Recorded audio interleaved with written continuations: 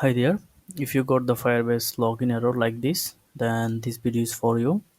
It's a minor problem. Just type Windows PowerShell in the search from taskbar.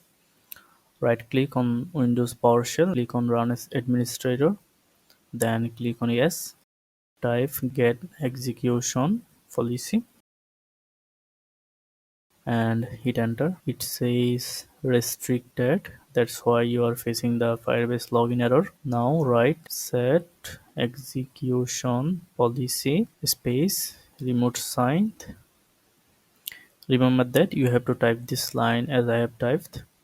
Should be same to same, then hit enter. It says execution policy protect and trust me says yes, I do trust Firebase. Write y and hit enter. Now the problem is solved and check the execution policy again. It says remote signed.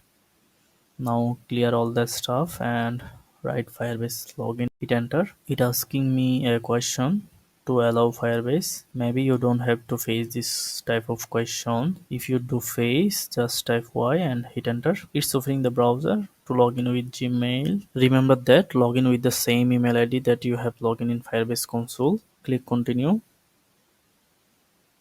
Click on allow. Now it says Firebase CLI login successful. You can close this tab and go back to the terminal in VS Code. Successfully